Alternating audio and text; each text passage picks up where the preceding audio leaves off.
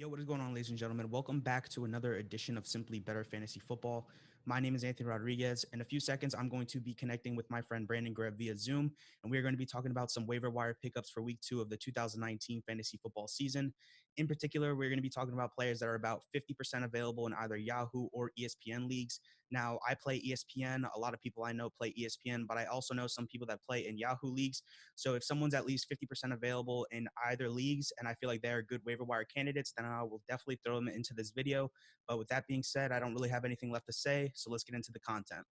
All right, Braden, are you ready to talk about some waiver wire pickups for week 2 of the 2019 fantasy football season? Been ready. All right, so let's just dive in right into the quarterbacks.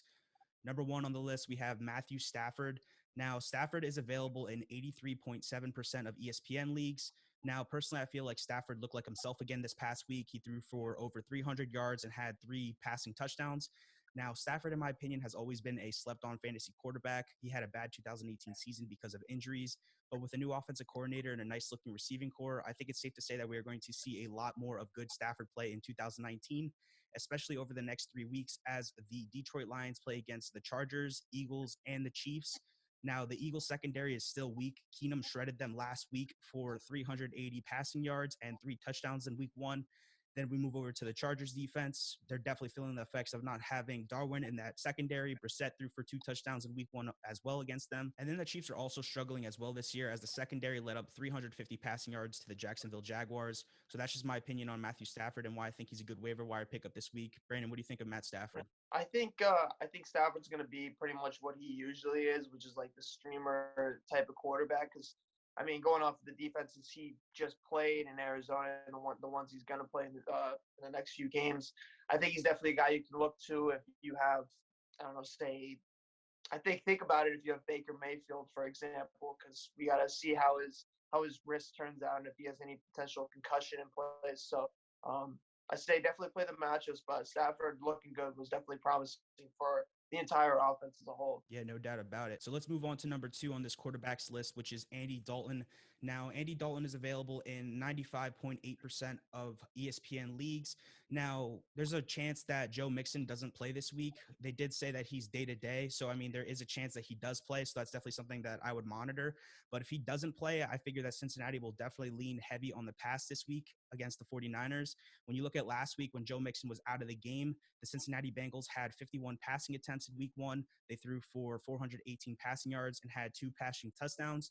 Now, Dalton is a guy that played well in 2018 before his injury. He averaged 2 touchdowns and 289 yards per game in the first 5 weeks of the 2018 season. And his play did decline after week 5. But the Bengals also lost a lot of guys like Tyler Eifert, John Ross, and AJ Green last season, which is why his overall fantasy production decreased. But I just feel like with Zach Taylor, the former Rams offensive coordinator, now calling the plays for the Bengals, Andy Dalton has, a really good chance to see a lot of opportunity to produce as a fantasy football quarterback, especially early in the year. When you look at the Rams, where they finished last season in the passing, they finished 5th in passing yards and 8th in passing touchdowns. And you figure that Zach Taylor is probably going to transition that into the Cincinnati Bengals offense this season as well. So I would just, yeah, I think the future also looks promising for Andy Dalton, courtesy of Zach Taylor. I would just be wary of Andy Dalton, just knowing that the divisions that he's in and the defenses that he's going to play coming up. I think Joe Mixon's absence, any potential absence, would definitely hurt his value. Bernard's a good stand-in, um, but they need Mixon to really run that offense on all cylinders. And adding the fact that the offensive line is so bad, it's just decimated by injuries that I think you're also going to once again have to play matchups here. And I don't know, the Niners looked pretty good coming out last week, but then again, the Bucks probably have the worst line in the league. So I think they'll maybe an okay play next week, considering that the Niners only had 2 interceptions last year, and Jameis Winston just made them look really good last week. So I think if you have no better option, I don't think Dalton's the worst play this week if you want to play him. But long term, I think he's probably an okay guy to pick up. Yeah, he definitely has a tough matchup this week against the 49ers. That pass rush looked legit last week against the Tampa Bay Buccaneers. Like you said, I just feel like Andy Dalton should just be rostered in some leagues, as I feel like he could be a good streamer option on a week-to-week basis. The final quarterback that we have on this list is Buffalo Bills quarterback Josh Allen. Now, Josh Allen is available in 79.9% of ESPN leagues. And Josh Allen's not the most polished passer. He does turn the ball over a good amount and make some bad throws. He did have 12 interceptions in 12 games in 2018, and he did have 4 turnovers in the first half alone versus the Jets. However, Allen is a dual threat quarterback.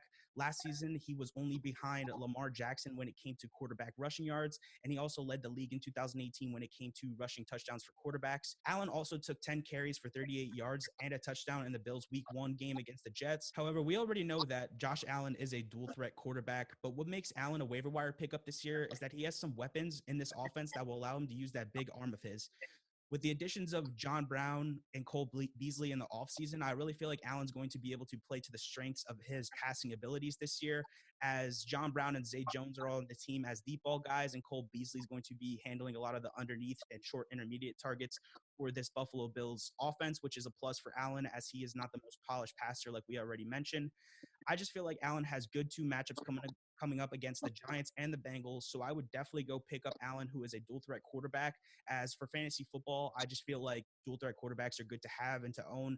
I personally always go for either Russell Wilson or Cam Newton in most of my drafts because of the extra fantasy points available there, both in the air and on the ground. But with that being said, Allen is not an every week starter yet. I just feel like he has to, show that he's a good, productive fantasy quarterback, but he has shown that in the past. So I feel like Allen could be a good start if the matchup is right. I mean, I think considering Cam Newton's injury history and looking at in his performance in the game and Russell Wilson, Kyler Murray, Lamar Jackson, I mean, I think it's safe to say that at this point, Josh Allen could definitely be considered like top 2 rushers at quarterback now, because Jackson didn't have, I don't know if he had any attempts rushing, to be honest. So Allen might be the only guy that can use that to like his extreme advantage. And I know last year down the stretch he was number 1 quarterback. So playing the matchups for sure with Allen would definitely not be the worst move, considering he plays the Dolphins twice, plays the Jets again. So I think having him on your roster and as an expendable piece wouldn't be a bad move. Yeah, Allen's definitely like the white Mike Vick. I've never seen a white quarterback in particular, run like the way he does, but I got to respect it. So that's why he's on this waiver wire list. All right, so next let's move over to the running backs. So Gio Bernard is first up on the list, and he is 67.7% available in ESPN leagues. Now, we already mentioned this earlier in the video, but Joe Mixon is dealing with an ankle injury in his day-to-day. So if he can't suit up in week 2, Gio Bernard is definitely a good, plug and play for this upcoming week. Bernard did average 19.38 PPR points per game in the 4 games without Mixon from 2017 to 2018. Not only that, figure that he doesn't have a lot of competition for touches now that Travion Williams is injured and Rodney Anderson is on IR for the Bengals. So, I mean, they're either going to have to sign or promote another running back from the practice squad, and you figure that those guys aren't really going to take much touches from Bernard for this upcoming week. Not only that, but Bernard is a versatile back. He's a very good receiver out of the backfield. He averaged 21 yards per catch in week 1 against the Seattle Seahawks. So I just feel like he's a plug and play pretty much this week against the 49ers team in particular, maybe a RB2, as the 49ers did allow 121 rushing yards against the Bucs in week 1. Yeah, I mean, I said earlier that Bernard is still a good running back, and it showed that the Bengals still trust him. They paid him, gave him an extension in the offseason. So I think if Mixon were to miss any time, Bernard can still step in as like a mid-tier RB2 and still give good value. All right, so the second running back on the list is Tampa Bay Buccaneers running back Ronald Jones. Now, Ronald Jones is available in 59.4% of ESPN leagues. And when you look at the Tampa Bay Buccaneers, backfield this week, Barber was very inefficient in week 1. He had 8 rushes for only 33 yards. Not only that, but Jones got the bulk of the carries. He had 13 carries, and he averaged 5.7 yards per carry in week 1. And then when you look at his overall rushing stats, he had 75 yards rushing this week, which is 31 more rushing yards than he had in all of 2018. I just personally feel like Jones looks sharp, strong, and very explosive. And I definitely feel like he's the running back, in line for a lot of snaps in this offense, especially towards the end of the season. Not only that, he did lead the Tampa Bay Buccaneers in total snaps towards the end of the game, as he was the running back that was heavily featured in the offense, especially in the 4th quarter. Now, mind you that the Tampa Bay Buccaneers running back, the backfield just in general is still a committee. What's that running back's name again, dude? I always forget his name. Ogunbowale. Yes, Ogunbowale. That guy took a lot of wide receiver work out of the backfield. Barber himself also had a couple of carries. He had 8, like I already mentioned. But Jones saw the least amount of snaps between Paid Barber and Agunbowale total in the game. But like I mentioned in that fourth quarter there at the end, he had the majority of the snaps, which is a plus for fantasy owners. As you know, it shows that this Tampa Bay Buccaneers offense is going to rely on the most talented player in this backfield, which is without a doubt Ronald Jones. And then when you look at Ronald Jones in the red zone, he saw the majority of the red zone rushes. He had 3 in this game. So I just expect more snaps for Jones in the upcoming weeks just because he has earned it. You know, Jones can definitely emerge as the clear-cut running back in this offense by the end of the season, and I definitely think he's an RB3 with RB2 potential if given more opportunity in this Buccaneers backfield. So yeah, I agree that Jones did look really, really sharp in this game. The only problem here is that Jones, of the three of them, is probably the worst pass catcher of the bunch, and this Tampa Bay Bucs team is going to be down a lot of games considering the talent of their defense. So I think picking up Jones is kind of buying in the Tampa Bay offense is going to be a lot better than it showed. And while I do think this offense is going to have better days ahead of them, I'd be wary of Jones just because he's not the best pass catcher out there. He's not really that good as a pass catcher in general. So I think he's an okay stash just to see where it goes because, you know, who knows what Bruce Arians is going to do. He changes guys all the time, but Arians has always favored the pass catching back in his offenses. So Ogunbowale could still be there for a while. If everybody stays healthy, he's probably going to be factored in a good amount. So I'd be wary of Jones. Yeah, I mean, I definitely agree to a certain extent. I just feel like Ronald Jones is a good waiver wire pickup this week just because, you know, the running back position is coveted in fantasy football and you never know, anything could happen. I just feel like Jones, you know, is in line for more opportunity in the upcoming weeks, which is why I think that you guys should definitely go and get him this week. All right, so number 3 on the running back list, we have Chris Thompson of the Washington Redskins. Now, Chris Thompson is available in 81.1% of ESPN fantasy football leagues. When you look at Thompson, he's pretty much the primary, you know, PPR guy to own in this Washington Redskins backfield. He averaged 13.1 yards per catch in 2017, and he also led the Redskins in targets this past week with 10 total targets. Thompson is another guy that is going to benefit from, you know, more than likely of the Redskins game scripts this year, as I feel like the Redskins are going to be throwing a ton in an attempt to come back in a lot of games. Not only that, when you look at Geis, just in general, his situation, he's injured right now. He's having a knee problem. So Chris Thompson is definitely going to be in line for, you know, more snaps in this offense, especially in the passing game. When you look at AP last week, he was a healthy scratch, but he's definitely probably going to be active this week. And I mean, with AP probably taking the majority of the ball carrying responsibilities, Chris Thompson's definitely in line for a big, you know, receiving workload. I just feel like one of the biggest knocks on Thompson is his health. Thompson is a small back at 5'8", 195, you know, pounds. Thompson has missed 12 games in 2 years with either a rib, ankle, or leg injuries. However, if Thompson can stay healthy and on the field, it's looking like he's going to be a solid flex play in almost all PPR formats for the rest of the year, or at least until Geis comes back from this offense, which is probably going to happen eventually. But I just feel like that's a reason why I like Chris Thompson as a waiver wire pickup this week.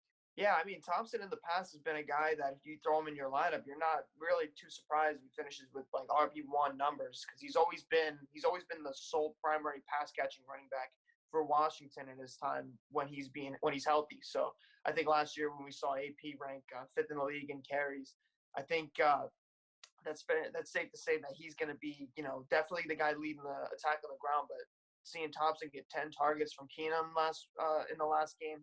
I think it's always important to gauge how the quarterback feels with his running backs and how safe he feels throwing to them out the flat and such. So, I mean, 10 targets led all receivers and running backs. So I think Thompson's definitely a great pickup this week. Debatably number 1, depending on who you have on your roster. Yeah, like I said, Thompson is definitely going to be a solid flex play pretty much every week, and at least I think so. But yeah, that's just why we think that you guys should go get Chris Thompson this week for your waiver wire pickup. All right, so number 4 on the running back waiver wire list, we have Los Angeles Rams running back Malcolm Brown. Now, Brown is available in 93.5% of ESPN leagues. And when you look at the Rams backfield, it looks like a lot of people were wrong. A lot of people thought that Henderson was going to be the complementary back to Gurley this offseason. I also believe this, but it looks like that it's going to be Malcolm Brown that is going to be Gurley's handcuff to own. And not only that, but the guy that is going to take carries away from Gurley and overall just help him stay on the field for the entire season. Brown this past week vultured away 2 rushing touchdowns and had 11 carries total. So, I mean, that's definitely food taken out of Todd Gurley's mouth, especially in week 1. But how sick do you think fantasy owners are right now about Malcolm Brown? It's just, I think it's a matter of whether or not, like, what you really expected coming out of the gate. So it was reported all season or all off season that Malcolm Brown was going to be the guy that was going to steal all of the early touches. And I think by going out and matching with the Lions, we're going to pay him. By matching and bringing him back shows that the amount of trust that they have in Malcolm Brown. And figure when he went in the starting lineup last year in place of Gurley when he had to play for him, I mean he played really well. He looked the part. So I think I don't think it's definitely a talent thing because I think Henderson's definitely the more talented back. But I think it's a matter of knowing the system and who Sean McVay prefers in his offense. And the way it looked, Malcolm Brown's definitely a perfect fit if Todd Gurley misses any time. And, Malcolm Brown might even be a flex play with Gurley in the lineup, which definitely I didn't expect. I don't know if anybody else expected that. So I think the upside for Brown is definitely very good. I mean, he's basically what everybody drafted Henderson for. Yeah, I agree 100% with you. Do you think people should start worrying about Gurley? I mean, I think people should have been worrying when they drafted him. That you're getting him at a premium for a reason. So it's just basically like Doug Baldwin last year. So if you took that risk, you pay the price. And I think this year is going to be the same thing where, the upside of Todd Gurley, but, the coaching stats lie all the time. So when they say, yeah, Gurley's good, he's gonna be fine. He's not on a snap count. That's honestly probably for defenses more than anybody else. Like they don't care about fantasy owners. So I think definitely it's time to worry about Gurley. I don't know if I would trade him away just yet. I mean, I probably would, but I know other people, depending on where you drafted him, you have to feel the situation out, see what other people are thinking in your league. But I don't know. Malcolm Brown looked really good in his spot. So Yeah, so I mean, I don't think people should hit the panic button just yet on Todd Gurley. With that being said, Gurley definitely did not see his usual workload as he saw 14 carries in week 1 and he averaged about 19 carries before his week 14 injury in 2018. Now, I would definitely start worrying if this becomes a reoccurring phenomenon as the majority of Gurley's fantasy points do come from rushing touchdowns.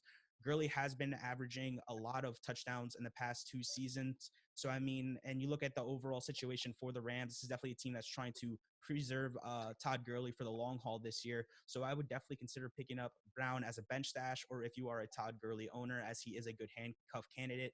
And with that being said, Brown may eventually have value as a low and flex play in most fantasy football formats. So that's just why he's a good waiver wire pickup this week, in my personal opinion. And basically off of what you said as well. All right, so next up on the list, we have running back Mike Davis, number 5. Now, he's available in 96.4% of ESPN leagues. Now, what we saw this past week from the Bears is that they came out into a committee, like we mentioned in our podcast last week. Mike Davis was definitely more involved in the offense than I thought, and I think that more than a lot of people thought as well, as he was pretty much in the middle of pack when it came to offensive snaps, especially in the passing game, as he accounted for 17.5% of the team's total target share in week 1 alone.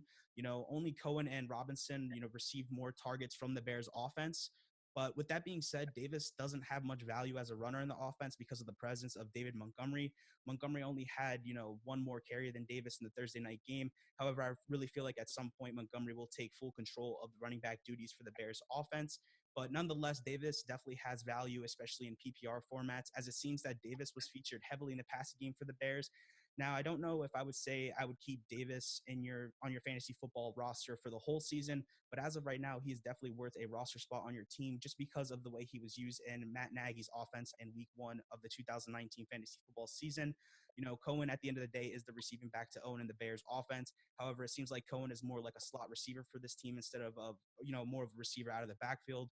With that being said, I definitely see Davis having value in the upcoming weeks as the Chicago Bears have matchups against the Denver Broncos, Minnesota Vikings, and also the New Orleans Saints. So I just feel like there's a lot of, pass catching opportunity for Davis in the upcoming weeks. Yeah, it was definitely alarming for I have Montgomery in a few leagues, so it was definitely alarming to see the snaps going to Mike Davis when they should have been going to Montgomery, because I think everybody that was watching the game could see that Montgomery was the better back out there. But I mean, they brought in Davis as a guy that can get the job done. Basically, he's a running back that will get you yards. So, I mean, I'm not going to comment on why the Bears lost, but I think not having Montgomery out there more often and using what they drafted him for was definitely a big impact on that. So I would consider Davis if you have, you know, like a Geronimo Allison or somebody maybe on your roster that you don't, and you already have Montgomery. I mean, I don't see Davis as a guy that I would stash for the long term, just because, unless, I mean, he's basically not like a higher tier, a handcuff at this point, because I think eventually Montgomery's going to be handed the role. I think maybe most of us expected Montgomery to get a big role out the gate, and I think now he was just trying to see what he has in his offense first. So, well, I don't see Davis as a long-term option for them. I'd say maybe if you have Montgomery, he's worth a pickup. Sure. Yeah, I definitely agree with everything you just said there.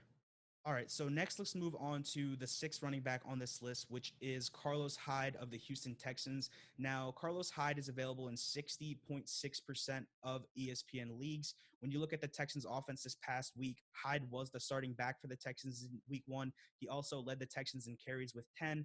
Duke Johnson, on the other hand, had 9. So this is pretty much an even split committee when you look at it from, a total outside view.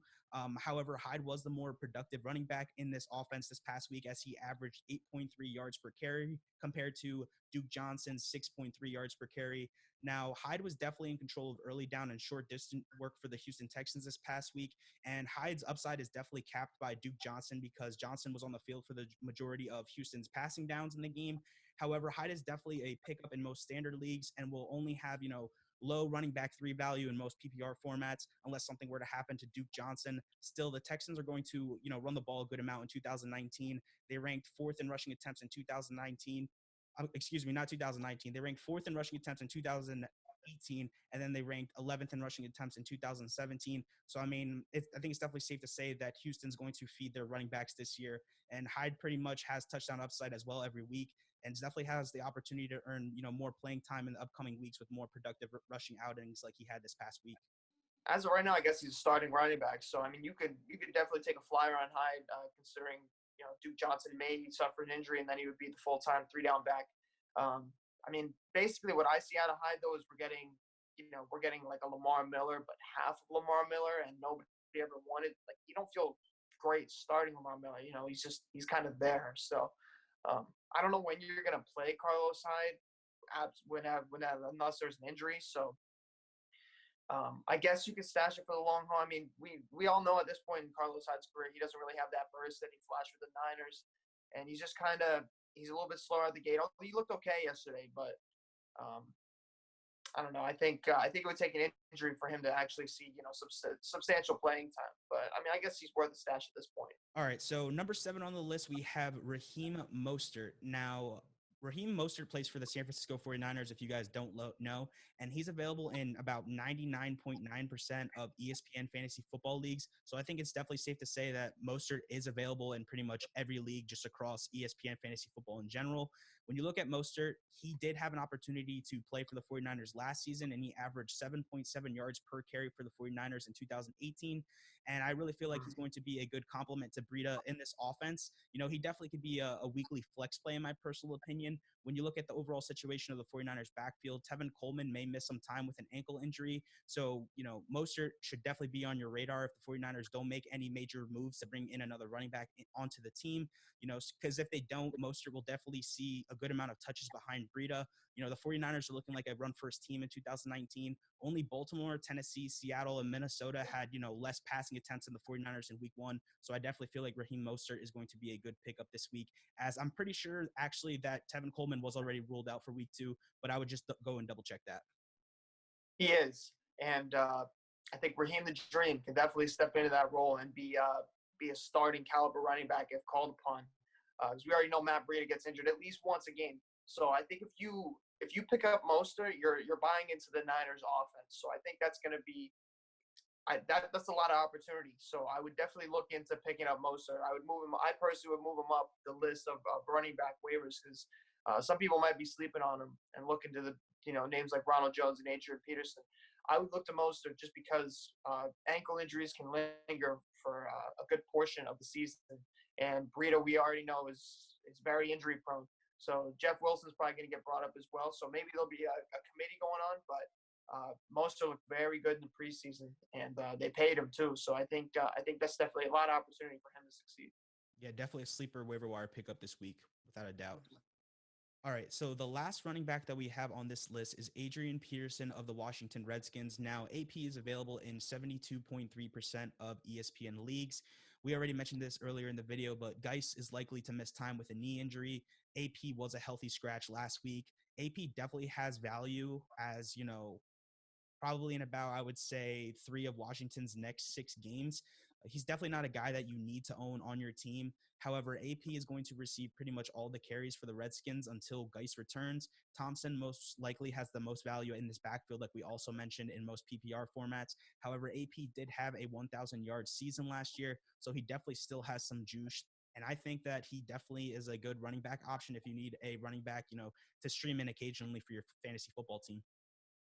So I think when it comes down to it, you want to buy into running backs or on good offenses. And while the Redskins did look pretty solid against, a very average Eagles secondary, I think we have to be wary of the role that he's going to have. So I think Thompson's definitely going to be the better back to own in Washington, but the offense itself is going to be a little bit slower in most games, considering the health. Their offensive line is pretty bad. So I think Peterson is definitely going to carve a role out for himself, obviously, because Jay Gruden said he's only coming in if he's going to run dive right up the middle, which they're probably going to do a lot with him in the game now. So, he could easily come out and put up 15 for 30, something like that. So, I'm not in love with picking up Adrian Peterson, but technically he's going to be a starting running back on an NFL team. So, take from that what you want. Exactly. All right, so let's move on to the wide receivers for this week's waiver wire pickups. Now, first off, we're going to start off with John Brown of the Buffalo Bills, as he is available in 64.7% of ESPN leagues. Now, he led the team in targets with 10 this past week and was by far the leader in snaps among the wide receivers of the Buffalo Bills, as he did play in 59 of the total snap counts for the Buffalo Bills this past week.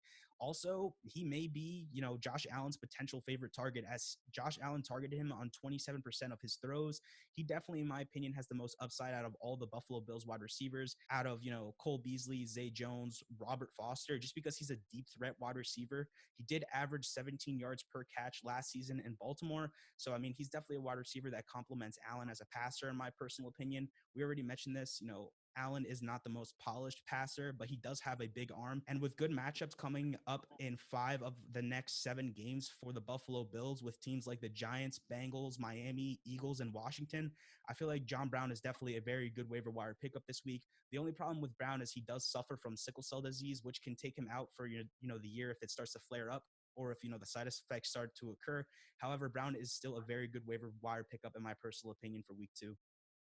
Yeah, I mean, John Brown's always been a really solid NFL wide receiver. Like, really, what's plagued him is the injuries and his sickle cell.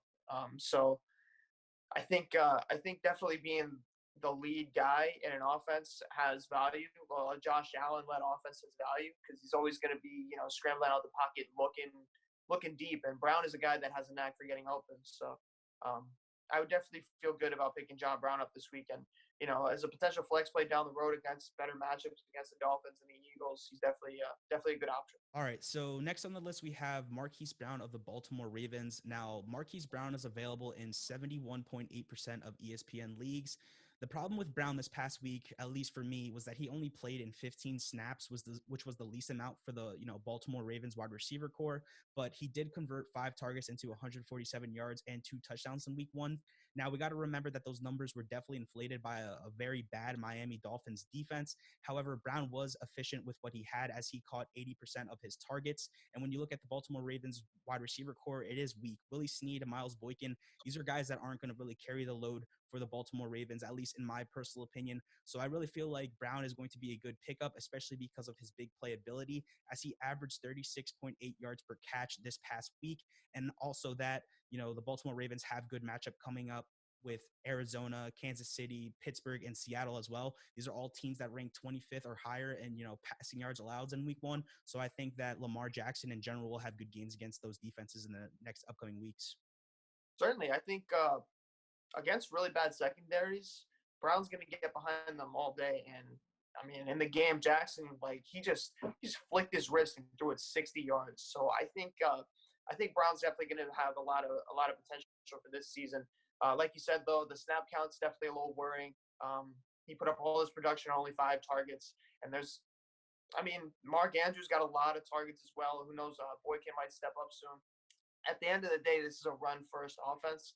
So I think you have to definitely lower expectations of what Brown's going to do on a weekly basis. But uh, I mean, the upside definitely showed for what he can do on a football field, for sure. So Yeah, and especially when you look at his situation, he's in an offense, like you said, run first. So I feel like if the, Baltimore Ravens can start getting this play action down, I really feel like Marquise Brown has, the most upside in this offense to really get these big plays down the field, which is why I think Marquise Brown is a very good waiver wire pickup this week. All right, so third on the list, we have Bengals wide receiver John Ross, and Ross is available in 95.2% of ESPN leagues. When you look at his total targets last week, he had 12.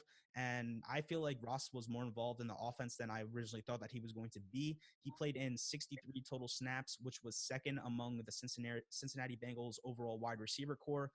Boyd got the volume that we all expected, but I just feel like he was inefficient as he only had 8 receptions on 60 total receiving yards. So, I mean, Boyd, I said this in our last video, I don't think he can be a standalone wide receiver one for the Cincinnati Bengals, especially with AJ Green not being there. So I just feel like a healthy Ross will have value until, AJ Green returns or until, he gets injured, as he is very injury prone. So, I mean, I see also, I mentioned this earlier, I see a lot of, passing opportunity for the Bengals offense in the next upcoming weeks. So that's just why I like John Ross there and why I think he's a good waiver wire pickup for week 2. So yeah, I think we have to look at the offense last year versus this year. So with Zach Taylor now in place, he's able to see that John Ross, who's a first round draft pick, is very talented still when he's on the field. So I think with the 12 targets, that's a guy that I would definitely put up higher on my list. He's not going to get that every week, but the Bengals are going to be a team that are going to be trailing a lot more than not. I mean, just looking at their division alone. So John Ross is definitely worth a waiver pickup this week. And who knows, when AJ Green comes back, he might be the wide receiver 2 by then. It really is just a matter of watching, because this is only week 1. So I think there's definitely a lot of overreaction here. But he could be potentially the wide receiver 2, depending on how the offense pans out and the kind of game plan that they roll with forward and anticipation of AJ Green coming back. All right, so number 4 on the list, we have Washington Redskins wide receiver Terry McLaurin. Now, McLaurin is available in 92.7% of ESPN leagues, and McLaurin is a guy that I hyped up on last week's podcast. If you didn't watch it, I just feel like McLaurin has, a real opportunity to take over for this Washington Redskins receiving core, and I think he definitely demonstrated it this past Sunday as he posted 125 receiving yards and had 1 touchdown in his NFL debut. Now, Trey Quinn is pretty much the only other guy, pushing McLaurin for work in the Redskins receiving core with Case Keenum as the starter. And, he does have tough matchups coming up in the next few weeks with opponents like Dallas, Chicago, New England, and Minnesota. However, McLaurin is going to see the volume that, guys want to have on their fantasy football teams. Plus, the Redskins game flow is probably going to be in the favor of McLaurin for the majority of the season. The Redskins ranked 8th in passing attempts in week 1 against the Philadelphia Eagles, and that's pretty much going to probably happen on a weekly basis this year. So I just feel like McLaurin has, even more upside if once Haskins, or if Haskins becomes the starter for this team, as both of them played at Ohio State. So they definitely probably have that chemistry there. I just feel like McLaurin is definitely a wide receiver 3 in my opinion, and definitely a worthy scoop this week. Yeah, so I think it's very favorable for McLaurin, the fact that Keenum was looking his way, a decent amount. Like even if Keenum was to get benched, there is a chemistry in place with Haskins too. So yeah, that was a bold call on the podcast last week. I gotta say that was a good pick.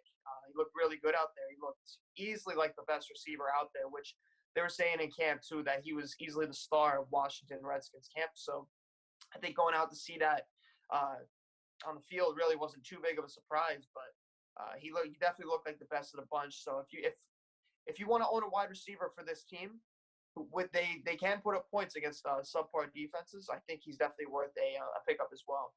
All right, so next up on the list, we have Seattle Seahawks wide receiver DK Metcalf. Now, Metcalf is only available in 36.4% of ESPN leagues. However, he is only 37% owned in Yahoo leagues, which is why he's on this list. Now, Metcalf led the Seattle Seahawks in targets in week 1 with 6 total, and he pretty much was the only wide receiver on this team with targets until the fourth quarter when Tyler Lockett had that big 44-yard passing touchdown from Russell Wilson. I mean, but at the end of the day, when you look at it, at the of this past week, I mean, he might be the potential Doug Baldwin replacement for this offense. As you know, Baldwin had 73 targets last season, and these are targets that are missing from the Seattle Seahawks team this year. I mean, Lockett does look to have, the same type of role as he did last year, pretty much as a deep ball touchdown dependent guy. As you know, at the end of the day, Seattle does typically favor one wide receiver in particular, and Metcalf was definitely the clear favorite receiving option in week 1 for the Seattle Seahawks. I mean, at the end of the day, the Seattle Seahawks are still a run-first team. They had 25 rushing attempts and 20 passing attempts in week 1, which overall lowers the overall fantasy value of the Seattle Seahawks wideouts, in my personal opinion. But I just feel like Metcalf is a good scoop in all formats just because of his pure raw athletic potential and red zone upside in this offense. Not to mention, he has a great quarterback in Russell Wilson and is playing in a great Pete Carroll system. Yeah, Russell Wilson's always been one of the most efficient quarterbacks in the league, and he makes a lot of his money also scrambling. So I think seeing that DK Metcalf is just an elite athlete. I think that's going to definitely play to the strengths of Russell Wilson and finding and getting open and such. So, yeah, Metcalf is, I think, by far and away the number 2 wide receiver in this offense. I don't think Jameson Brown's really even a thought at this point. So, it's not a pass first offense. So this is similar to like the Ravens situation where you're gonna put him in the flex and hope for a lot of yards or a touchdown because definitely the receptions aren't going to be there. But I think with Metcalf playing 77% of snaps is enough of a sign to show that they trust him out there on the field, and Wilson also trusts him deep too. So I think he's definitely a good stash for sure. Definitely a lot of upside there. All right, so number 6 on the list, we have Kansas City Chiefs wide receiver Mecole Hardman. Now, Hardman is available in 82.6% of ESPN leagues. And when you look at the Chiefs, total snap count from this past week, Hardman did outsnap Demarcus Robinson in week 1, 52-46, according to RotoWorld. And honestly, I just feel like he's the most logical replacement for Hill, as they both have very similar, skill sets, as they are both very fast wide receivers. According to playerprofiler.com, Hill has a 99th percentile 40-yard dash, 76th percentile speed score, and he also has a 75th percentile agility score. So, I mean, I just feel like he's going to have a very similar role in this offense to Hill over the next couple of weeks, especially because of the fact that Hill is going to miss, a good amount of time with that shoulder injury. They're saying he could possibly go on IR, but I think we're going to see at least a month gone from Hill in this offense. Now, I just feel like Andy Reid is definitely going to find ways to get him the ball, as Sammy Watkins is not going to put up those numbers on a weekly basis. 2 of Sammy Watkins' touchdowns did come while Hill was still in the game. So I mean, I just feel like teams are going to eventually start game planning for Watkins and Kelsey overall in this offense, leaving plenty of opportunity for Hardman to get his receptions and targets. Now, Hardman will probably be the team's 3rd option. So I just feel like he's a wide receiver 3 with low end wide receiver 2 potential in this Chiefs system, if he can develop a good role in this offense. And not only that, I just feel like he has good matchups coming up in the next few weeks with Oakland, Baltimore, Detroit, and Indy. So I definitely feel like Hardman is a good scoop up this week. Yeah, I couldn't agree more, really. I mean, this Chiefs offense is by far and away the number 1 offense in football. So assuming Mahomes is healthy for the remainder of the season and really the next few weeks for Hardman, I think we can definitely see a lot of potential for him. I hope nobody looks at the one target and just turns away, because I think for some reason this was a Sammy Watkins game. So that's definitely not going to happen on a weekly basis. So Hardman definitely is worth a pickup this week if you truly believe that this offense is top tier, which we do. So if you do as well, then Hardman definitely is worth a pickup for sure.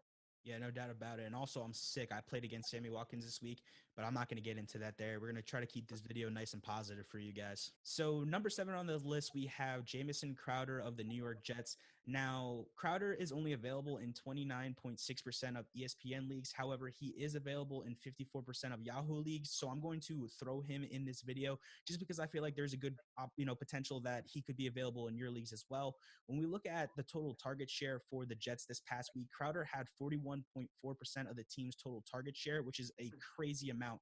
He caught 14 of 17 targets for 99 yards, but we do have to remember that these numbers were inflated by Anderson's calf injury. Not only that, Anderson had a tough matchup against Tre'Davious White, so Crowder probably saw a lot of single coverage, which was probably, a plus for him. However, Crowder did seem to be the focal point in the offense behind Le'Veon Bell this past week, and with a week 2 matchup against Cleveland, I think Crowder should definitely be, a top priority for you guys if he's available in your leagues, as, this is a secondary that lit up 3 passing touchdowns to Marcus Mariota this past week. At the end of the day, Adam Gase's offense will continue to lean on the pass. Only 9 teams had more passing attempts than the Jets in week 1. They had 41 total passing attempts. And with Herndon out of the lineup because of a 4-game suspension, I expect Crowder to definitely continue to eat up in the slot for the Jets.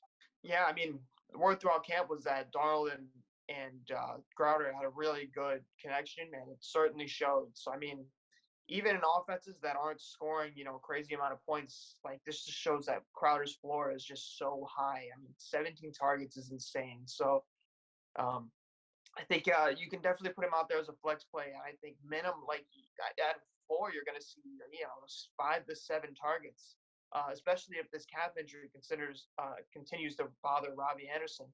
And as long as Chris Herndon's out too, I mean, who else are you going to throw to? So Crowder's very interesting waiver pickup this week. Yeah, I feel like the volume alone definitely is a reason why you should go pick him up.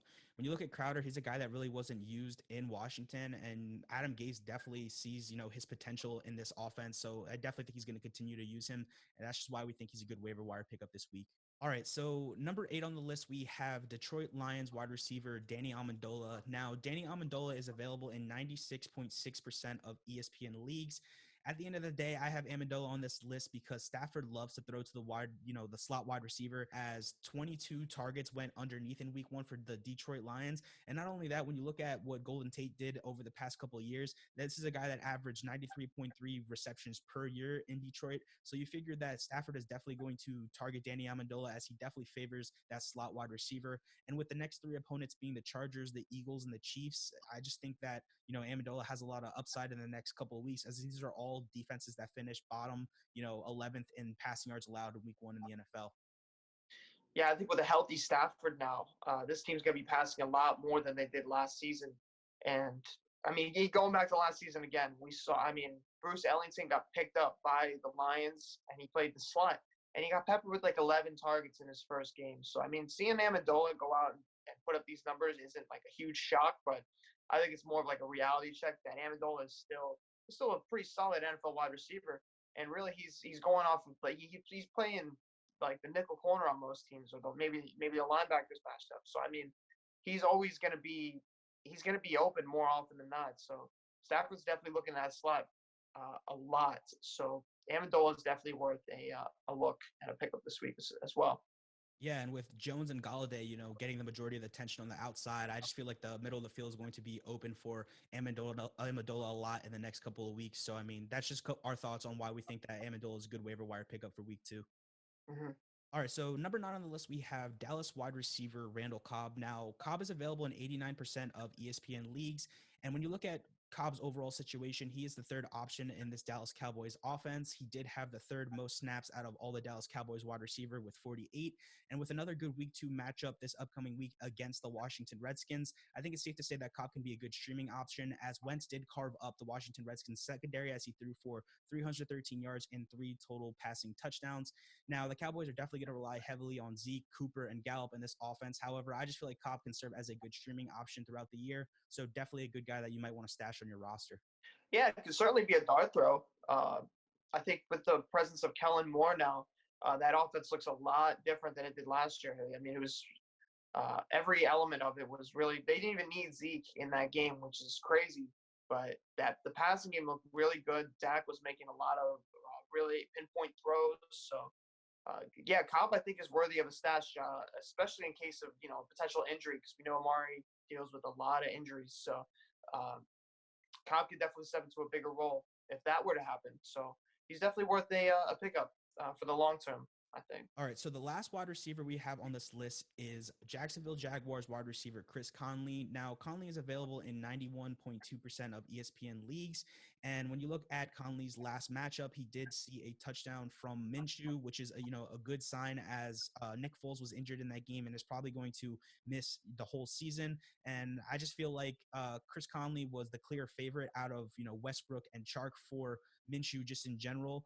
Westbrook was Foles' guy, but with Foles not being there, Minshew might prefer another option. And, Chris Conley is definitely that guy. At least this past week, we've seen that. And at the end of the day, Chris Conley is the number 2 wide receiver for this team, as he did only see, 4 less total snaps behind Westbrook. So he's definitely a guy that's involved in this offense and definitely, a worthy look for your fantasy football team. Yeah, so I mean, the offense really is what I struggle with. So I think about picking him up, and then I remember that this is going to be led by a rookie and an offense that's also going to lean on the run a lot. So I mean, you have to definitely lower expectations for what they're going to do on offense. The Chiefs have one of the worst pass secondaries in the league, so it makes sense that Chark and Conley were able to put up good numbers. So I think in good matchups, this is definitely worth a look. Maybe stash for the long term in case maybe Westbrook gets injured. But for now, I would probably stay clear of the Jaguars passing situation unless you have Westbrook, just because there's a lot of uncertainty there. Yeah, me too. I mean, the offense obviously is going to take a hit without Foles. I just feel like with Minshew as a quarterback, he probably had a lot of work with Chris Conley in practice, especially because he is the backup. So I have a hunch that Chris Conley is going to be Minshew's favorite target in the upcoming weeks, which is why I think that he's going to be, a good waiver wire pickup this week. But nonetheless, he is probably going to be a matchup guy. But at the end of the day, we're trying to build our rosters here. So that's why I threw his name out there. All right, so next we're going to move on to the tight ends. And starting with the tight ends, we are going to have Darren Waller of the Oakland Raiders, number 1 on the list. Now, Waller is available in 73.5% of ESPN leagues. And Waller is a guy that definitely impressed the coaches in the offseason, and he definitely impressed me in the Monday night opener against the Denver Broncos. He did lead the team in targets with 8 total targets, and he did account for 30.7% of the team's total target share on Monday night against the Broncos, which is definitely a plus for him. Now, Oakland uses their tight ends a lot. They diversify, their tight end alignments too, which is definitely a plus. They play in the conventional tight end position, and Gruden also pushes out his tight ends out wide, which is nice, especially in the red zone.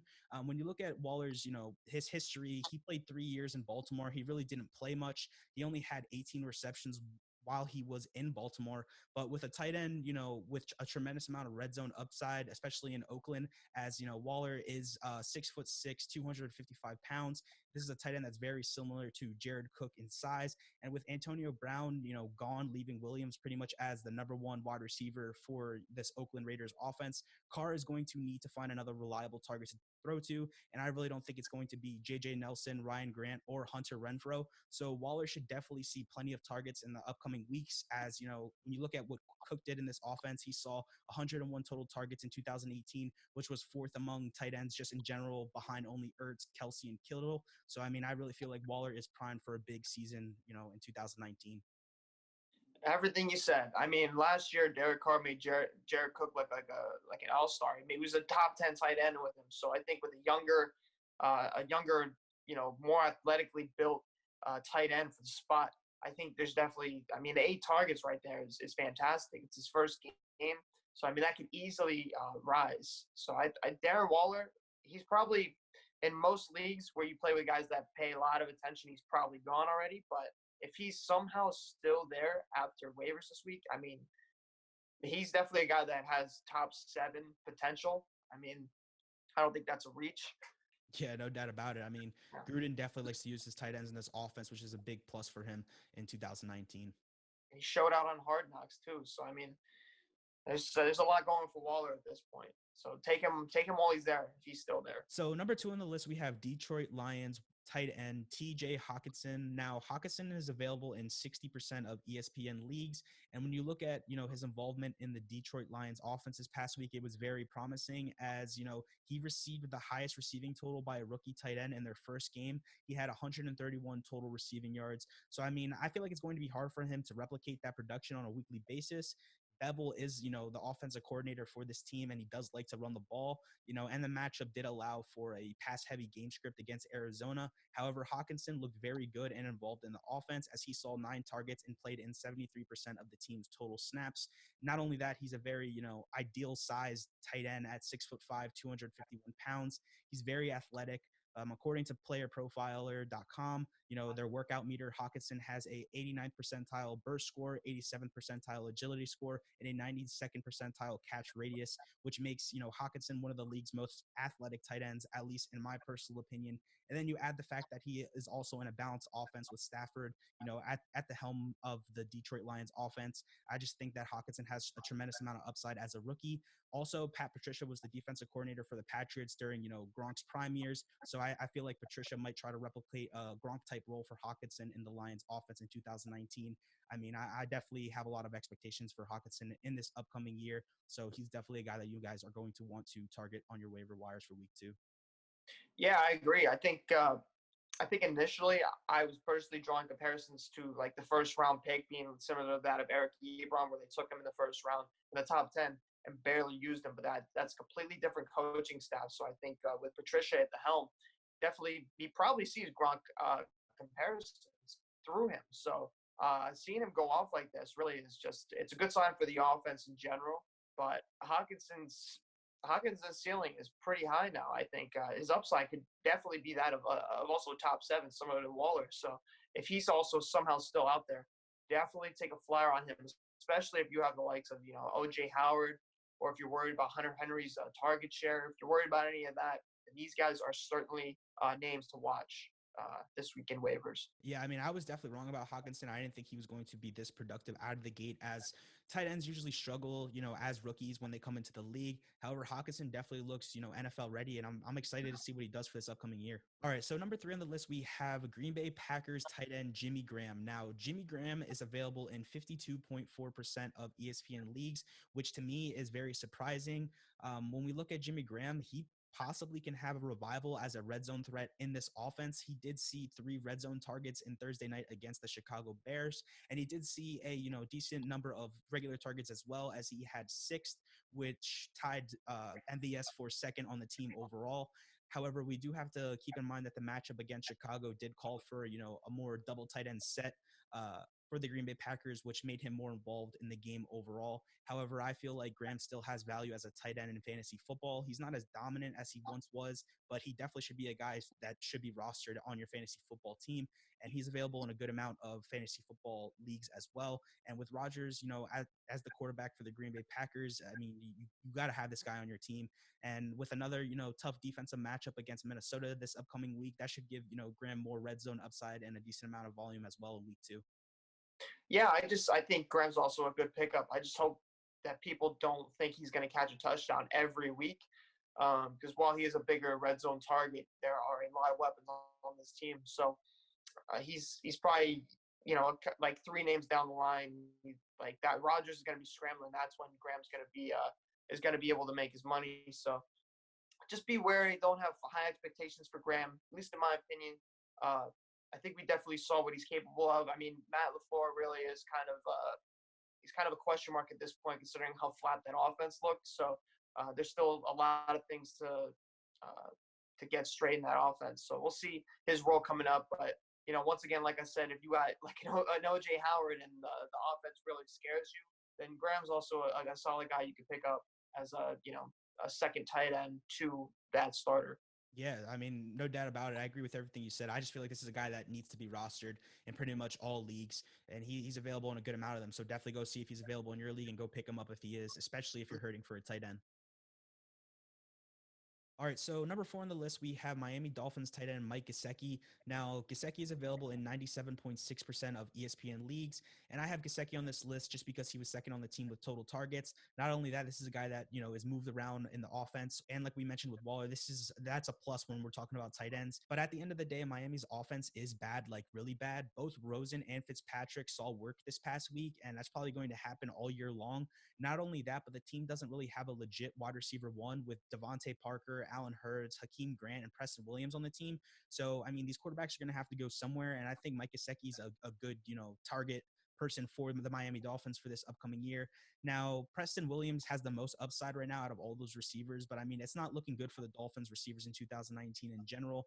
I figure that the Dolphins are going to be throwing a ton in 2019, which, has some upside for Gesicki. At the end of the day, they have bad quarterbacks, which is, also a plus for Gesicki, as these quarterbacks will probably be checking down the ball a lot, targeting the tight ends and also the running backs. So, I mean, it just sounds like a recipe for a good amount of volume for a tight end, in my personal opinion. I feel like Gesicki's definitely a worthy scoop this upcoming week if you really need a tight end. Yeah, he was a popular guy in the preseason last season as well. So I think the fact that they dropped it in the second round, like the Dolphins want to get him involved. Now they're not trying to win games outright, but I mean he's still so young that I think he's definitely going to be a big part of the offense. So if I don't know, I would avoid it just because the Dolphins are outwardly tanking. Like it's not even up for a debate. They're going to be losing every game. They're going to be losing a lot of games this year. So that definitely plays in the favor of Gesicki, but it's just whether or not the quarterbacks are looking his way. So I mean, if you want to take a flyer on him, I don't think that's a bad move. It's just whether or not you believe that Rosen and Fitzpatrick are going to favor the tight end.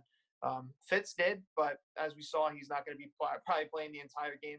Who knows if he plays the whole season? So it's up for debate. All right, so number 5 on the list, we have Los Angeles Rams tight end Tyler Higbee, as Higbee is available in 99.8% of ESPN leagues. When you look at the tight end situation for the Rams this past week, Higbee did lead the Rams in snaps and targets in week 1. He had 40 snaps compared to Everett's 30, and he also had 5 targets compared to Everett's 1. So I just feel like he's in line for a good role in this offense, especially because he just signed a hefty contract, which compensated him very well and among, one of the best in the among tight ends in the league when it comes to monetary value there. So I just feel like he's going to be involved in the offense. And at the end of the day, this is a possible, 5th option in McVay's high-powered offense. He probably sees anywhere from like 2 to 5 targets a week and has touchdown upside like he did this past week. I mean, he's not a guy that you need to go get on your team, but tight ends at the end of the day, this is a very, touchy position when it comes to fantasy football. So, I mean, he's definitely worth a look in most fantasy football leagues, in my personal opinion. Yeah, I think now that teams have a full season of looking at what the Rams were able to do successfully, which is utilizing all 3 of their outside wide receivers, or all 3 of their wide receivers in general, I think a lot of the other coaches weren't really looking at the tight end position because it was very underutilized last season. So I think with Gurley having this injury and them not rushing with Gurley nearly as much, I think Higbee can definitely be a candidate for 5 to 7 targets a game. Maybe a touchdown here and there. He's definitely like the 4th or 5th option on the team, but in the Rams offense, that's not even a bad thing. With teams that score a lot of points, just having a piece of that really is value and benefit to you. Yeah, I always like to target players that are on very good teams in general, as it does, usually you relate to and overall, come to a better fantasy production for the player just in general. So that's why Higbee is on this list. All right, so the last person on this list is Jason Witten, the tight end for the Dallas Cowboys, as Witten is available in 85% of ESPN leagues. Now, he didn't have the most amount of targets. He had 4 in week 1. However, he was in control of the majority of the tight end snaps for the Dallas Cowboys, as he played in 66% of the Dallas Cowboys total offensive snaps. And he definitely is the clear number 1 tight end for the Cowboys. At the end of the day, Blake Jarwin only played in about 40% of snaps, which is a plus for Jason Witten. I mean, he's definitely not the receiving threat that he once was, similar to Jimmy Graham at the age of 37. However, I feel like he's definitely still capable of being fantasy relevant in certain matchups. Definitely still has touchdown upside, as he did see 2 red zone targets in week 1 against the Giants. He's not a tight end 1, but he still has tight end 2 potential. I would definitely consider, rostering Witten if you need a backup tight end or hurting for a tight end in your fantasy football leagues, similar to like Higbee and Gesicki. He's doing exactly what he did before he retired, which is just kind of find open spots in the field, and for some reason teams just don't cover him. He just finds spots open. So if you're stuck at tight end, you got no other options, and you need a really high upside, low floor, Jason Witten can be that guy, because who knows, he can catch a touchdown, and it wouldn't be surprising. So if you really don't have any better options, or your starting tight end gets injured or is going through injuries, Witten's a guy that you could possibly throw in there. And I think hoping for a touchdown really is not a bad thing to think about for him. That's pretty much what he's good for, is just finding spots, standing there, and Dak, I guess, is able to find him now. So. Yeah, I mean, he's silent but deadly. Those are also the type of guys that I like to target in my fantasy football teams. Now, when you look at the receivers for Dallas Cowboys, they have good receivers this year, as Cooper's on the outside, Gallup's on the outside, and Cobb's in the slot. So, I mean, you figure that these receivers are going to get a lot of attention from opposing defenses, which is also a plus for win. Not only that, but I mean, at the end of the day, this is a veteran in the league, so he knows what he's doing, and he's definitely a worthy stash in your fantasy football leagues if he's available. All right, ladies and gentlemen, so that is going to conclude today's episode of Simply Better Fantasy Football. Hopefully, you guys enjoyed today's episode. Please let us know what you guys think of our Week 2 waiver wire pickups in the comment section below. Let us know if we left somebody out. I think we hit on the majority of the players. However, we aren't perfect, so we probably, missed on a player. So just let us know if we did. Yeah, leave a like, subscribe if you like what you hear. I mean, football season is underway, so we definitely got a lot more to say. So if you enjoy what you're hearing, definitely stay tuned for more. Yeah, and definitely don't forget to interact with us in the comment section, as we would love to talk to you guys about fantasy football, give you guys our insight and some advice if you really need it. So just let us know in the comment section. Our social media descriptions will also be in the description box below. But other than that, I really don't have anything left to say. Do you, Brandon? I'm good to go. All right, so this is the Simply Better Fantasy Football crew signing off. Peace. Peace.